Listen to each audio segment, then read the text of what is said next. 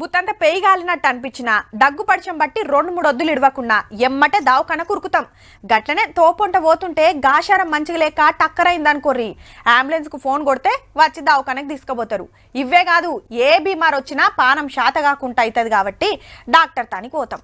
Public కోసం government దవాఖాన్లు, private దవాఖాన్లు బొచ్చడున్నాయి. కానీ గిసొంటి సౌలత్ అయితే ఏడనో ఒకటి ఉండొచ్చుల్లా. ఇంతకు ముచ్చటేందంటే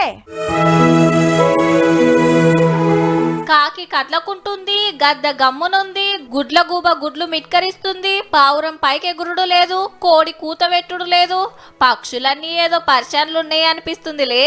ఈ అన్ని సుత పానం సుస్తైన పక్షులే దవాఖాన్ల ట్రీట్మెంట్ తీసుకుంటున్నాయి. గాలిపటాల మాంజా చేయవటికే కాళ్ళు రెక్కలకు దెబ్బలు దాకి ఎగరలేకుండా తిప్పలు పడుతున్న పక్షులు ఇవన్నీ. అగో కాలుకు కోసుకపోతే డాక్టర్ మందు రాసి సూదిస్తున్నాడు, ఈడ రెక్కిరికిపోతే కుట్లేసి సూదిచ్చిండు. ఇట్లా పక్షులకు దవాఖాన పెట్టి అటు మంచి చెడ్డలు అరుచుకుంటుండు గీ అన్న. పేరు ప్రదీప్. దోస్తులు ఇంటామెతోను కలిసి సంగారెడ్డి జిల్లా అమీన్పూర్ కాడ పతాకం పక్షుల కోసమే షెడ్డు పెట్టిండన్న. ఏడన్నా పక్షుల ఆపత్తులున్నాయని ఫోన్ వచ్చుడే ఆలస్యం. వలలు బుట్టలు తాళ్ళు గీళ్ళు పట్టుకొని అంబులెన్స్ వేసుకొని పోతూనే ఉంటారు.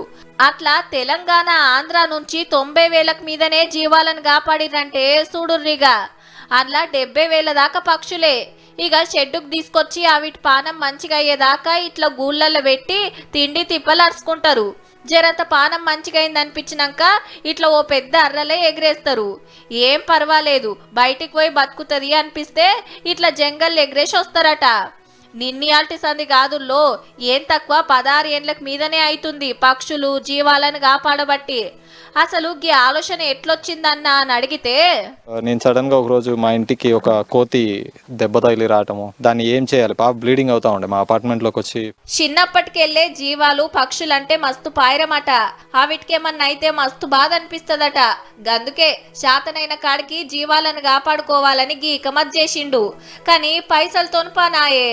మాకేంటంటే ఫండింగ్ కూడా చాలా మా పాకెట్స్ లోంచి వెళ్తాము. స్టార్టింగ్ కొంచెం డిమోటివేట్ చేయటం అంతా జరుగుతున్న టైంలో మేము కొన్ని కొలాబరేషన్స్కి వెళ్ళాము. Like right no HCL Foundation అనే కార్పొరేట్ కంపెనీ మాకు కొలాబరేట్ అవుతుంది, అలాగే హుండాయ్ కూడా కొలాబరేట్ అవుతుంది. మోదాలో అన్నే చూసుకునేదట. అటెనక కొన్ని కంపెనీలు సంఘాలు ఆసరైతున్నాయట.